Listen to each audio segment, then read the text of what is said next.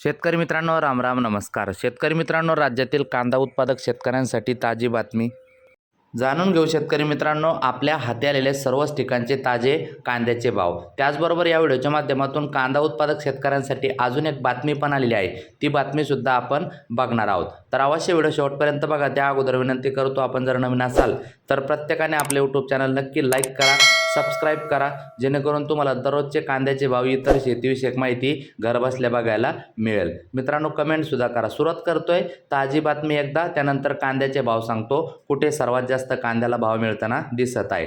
कांद्याला अनुदानाऐवजी प्रक्रिया उद्योगांची जोड.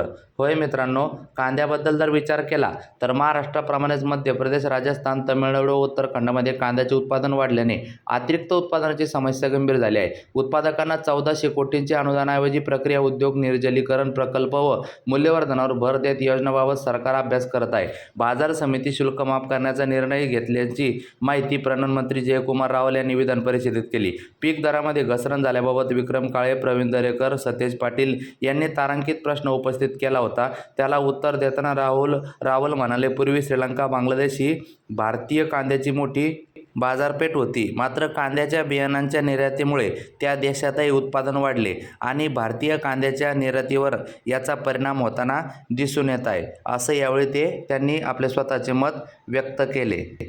युद्धजन्य परिस्थितीचा परिणाम. मित्रांनो, युद्धजन्य परिस्थितीमुळे कृषी उत्पादनाच्या निर्यातीवर परिणाम झाल्यानंतर राज्य सरकारने केंद्राशी समन्वय साधून तातडीने उपाययोजना केली. मुख्यमंत्री देवेंद्र फडणवीस यांच्या पाठपुराव्यामुळे केंद्र सरकारने कांदा खरेदीचे उद्दिष्ट 2 लाख टनावरून 10 लाख टनापर्यंत वाढविले. सध्या कांद्याला 2800 ते 3200 रुपये प्रति क्विंटल दर मिळत असून नेवासा कृषी उत्पन्न बाजार समितीत 4100 रुपये प्रति क्विंटल उच्चांकी भाव मिळाला आहे. मात्र बाजारभाव कायम स्थिर राहत नसल्याने शेतकऱ्यांना संरक्षण देण्यासाठी अल्पकालीन आणि दीर्घकालीन उपाययोजना आवश्यक असल्याचे मंत्री रावल यांनी यावेळेला सांगितलेले आहे. आता मित्रांनो, जाणून घेऊ वेगवेगळ्या बाजार समितीतील ताजे कांद्याचे बाजारभाव, कुठे काय भाव चालू ते बघूया.